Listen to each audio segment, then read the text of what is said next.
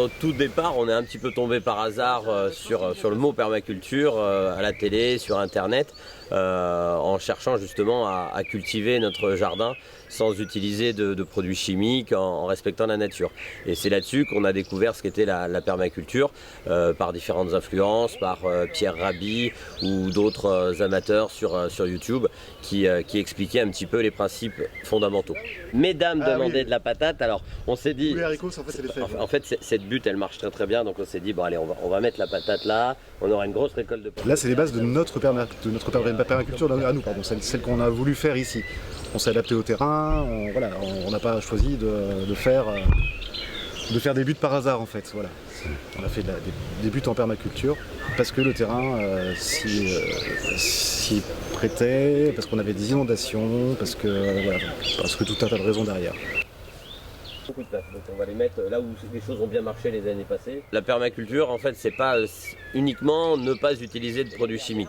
C'est dans un premier temps arriver sur un site, sur un jardin et prendre vraiment le temps d'observer pour faire ce que l'on appelle un design. Le design, c'est par le biais de l'observation du soleil, de l'eau, de la biodiversité déjà existante, prendre une décision de se dire on va cultiver de telle et telle manière. Je vais utiliser le principe des buttes, je vais utiliser un récupérateur d'eau à tel endroit, se servir des zones d'ombrage par rapport aux arbres déjà existants. Donc en fait c'est tout cet ensemble d'éléments qui nous permettent de mettre en œuvre notre choix permacole sur ce jardin-là. Ce qu'on a voulu faire, c'est justement faire des petites zones qui se dessinaient au fur et à mesure quand on passait. Et on s'est dit, il y a de l'ombre, on va faire des choux, il y a du soleil, on va faire de la tomate en gros. C'est à peu près ça en fait, ça s'est dessiné suivant les chemins naturels que nous proposait ce jardin. Ça c'est une butte qui a été faite avec la mission locale. D'accord. Les jeunes de la mission locale, donc on leur a montré les différentes couches, etc. Le cerf, c'est de la récup, on a trouvé ça. Le plus, j'ai envie de dire que c'est un plus intérieur, c'est pas une meilleure production, c'est pas plus de production, on n'est pas dans l'excès, on n'est pas dans le combien, on serait davantage dans le comment faire les choses, d'avoir le plaisir de voir les plantes pousser naturellement. Quand les insectes nous en laissent, et tant mieux pour nous, il y en a pour eux, il y en a pour nous. C'est cette notion de partage, d'être vraiment en phase entre la nature et puis nous.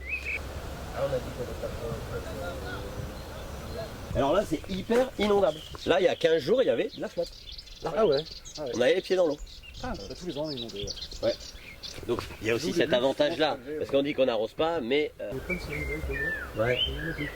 Depuis à peu près 1 an maintenant, on organise des ateliers ouverts au public ou alors parfois spécifiques aux écoles. Et au cours de ces ateliers, on fonctionne par thème. Par exemple l'association des cultures, la rotation, ça peut être la gestion de l'eau ou encore la création d'une butte permacole.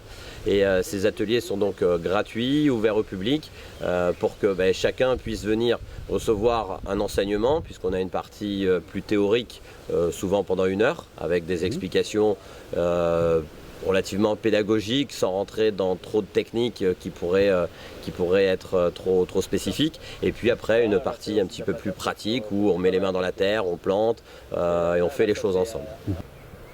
Et le romarin? Non?